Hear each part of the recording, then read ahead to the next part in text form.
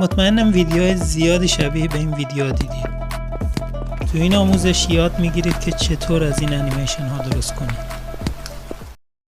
سلام دوستان، به چک پوینت خوش اومدید. خوشحالم که با یه آموزش دیگه در خدمتتون هستم. همونطور که میدونید آموزش امروز درباره انیمیشن ها یک امروز خیلی ترند شده و ازش استفاده میکنن. برای درست کردن این انیمیشن ها شما فقط نیاز به گوشی موبایل و نرم افزار کپکات دارید. این ویدیو رو حتما لایک کنید، کانال منم سابسکرایب کنید تا از ویدیو بعدی حتما با خبر بشید. بریم سراغ آموزش. من برای ساخت ویدیوهای کوتاه و تصاویرم با پس زمینه سبز از نرم افزار کانوا استفاده میکنم. شما میتونید از این نرم افزار استفاده کنید.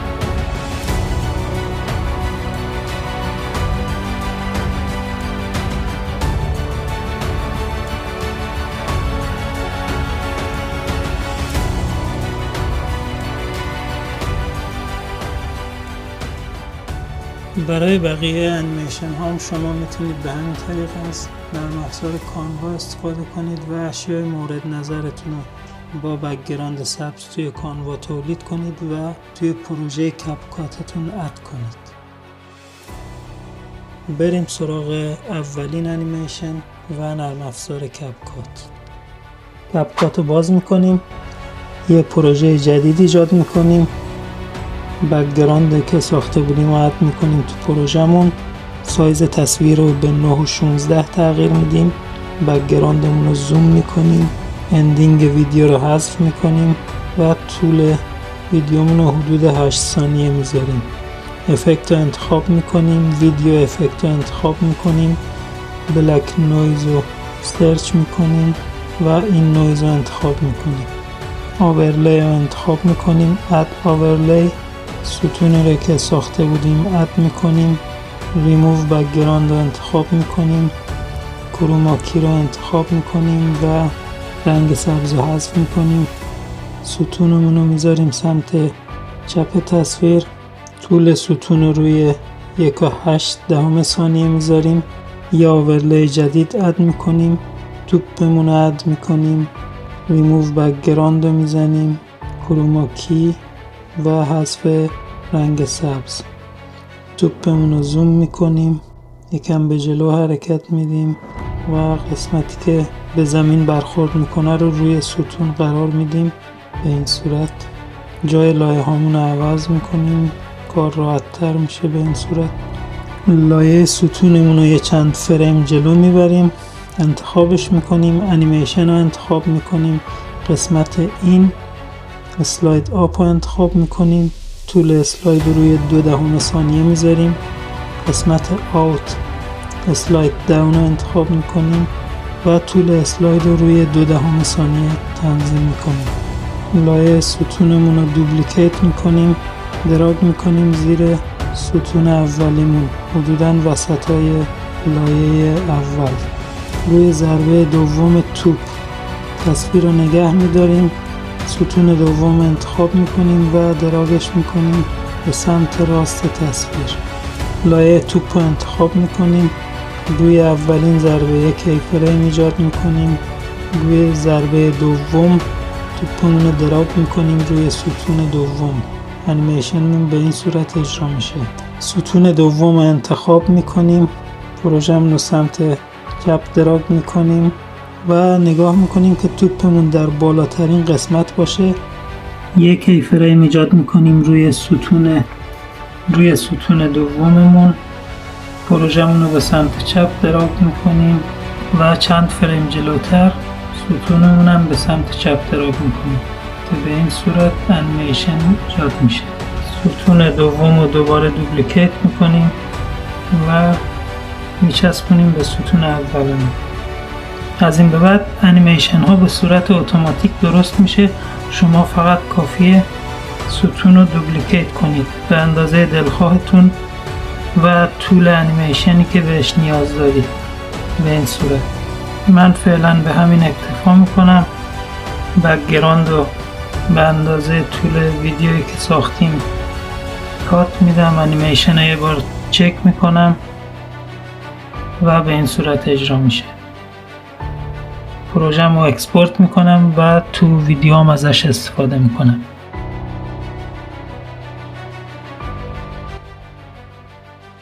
خب بریم سراغ انیمیشن دوم. یه پروژه جدید ایجاد میکنیم، بک‌گراندمون رو اضافه میکنیم بهش، سایز تصویر رو به 9:16 تغییر میدیم، بک‌گراند رو زوم میکنیم و طول ویدیو رو به 10 ثانیه تغییر میدیم. اندینگ ویدیو رو حذف میکنیم. تو این قسمت میخوام اون شخصی رو بسازیم که روی کره زمین راه میره. من از قبل این تصاویر رو توی کانوا درست کرده بودم به همون صورت که توی انیمیشن اول درست کردیم. شما میتونید این تصاویر رو توی کانوا ایجاد کنید. یه آورلی جدید ایجاد میکنیم، زمینمون اد میکنیم، به اندازه دلخواه زوم میکنیم. وسط دایرمون دقیقاً باید وسط تصویر باشه تا تو چرخش مشکل پیش نیاد. سایز تصویر رو با اندازه انیمیشنمون تطبیق میدیم.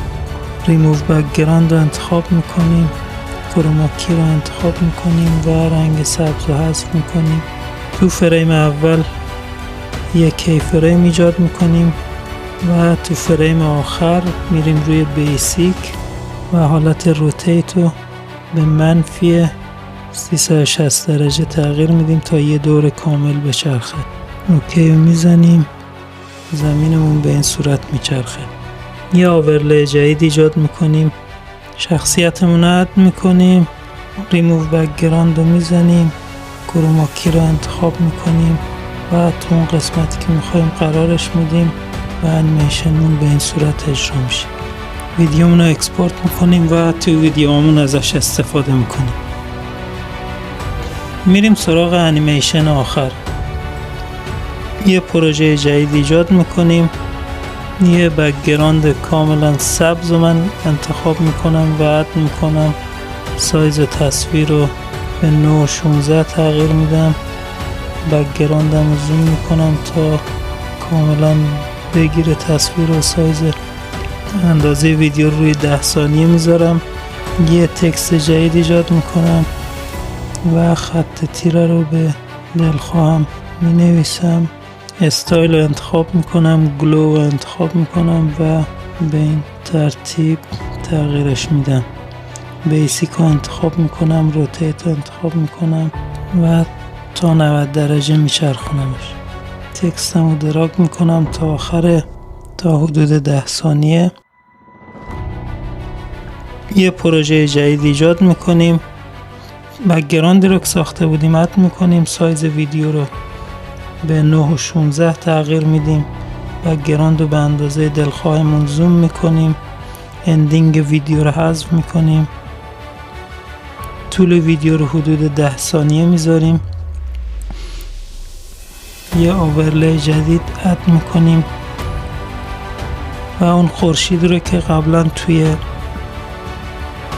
کانوا ساخته بودیم اد میکنیم، میذاریم بالای تصویرمون. ریموو بک‌گراند رو انتخاب میکنیم، کروما کی رو انتخاب میکنیم و رنگ سبز رو حذف میکنیم.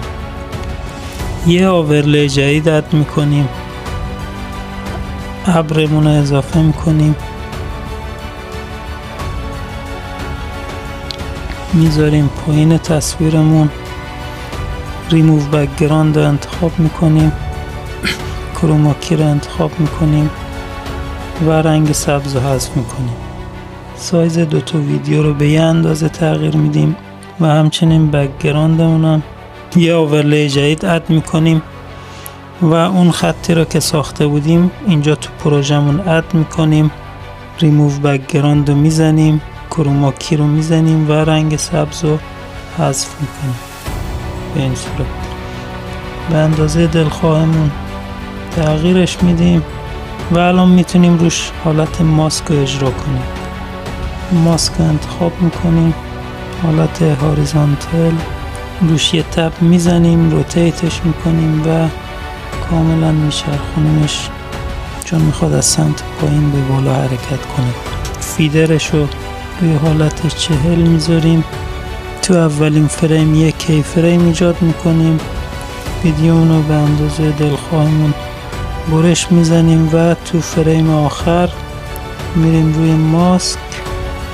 ماسکمون کلیک میکنیم، پوزیشنش رو به بالاترین قسمت تغییر میدیم. به همین سادگی انیمیشنمون به این صورت اجرا میشه. افکت رو میزنیم، ویدیو افکت رو انتخاب میکنیم، افکت بلک نویز رو سرچ میکنیم و افکتمون رو بهش اضافه میکنیم با سرعت 15 ثانیه. به این صورت اجرا میشه. اگه خواستید میتونید حالتاش رو تغییر بدید که چطور ماسکتون حرکت کنه به بالا. تو این قسمت میتونید تغییرش بدید، یه بیت اضافه میکنید به صورت آهسته میره، یه بیت دیگه اضافه میکنیم سریع میشه و دوباره آهسته تر میشه که به این صورت اجرا میشه. ویدیو رو اکسپورت میکنیم و توی پروژه‌مون ازش استفاده میکنیم. خب دوستان، اینم از آموزش امروز. امیدوارم از این ویدیو لذت برده باشید و ازش استفاده کامل رو ببرید. ممنون از اینکه تا آخر ویدیو همراه من بودید. لایک یادتون نره، کانالم سابسکرایب کنید. تا ویدیوی بعدی، خدا نگهدار.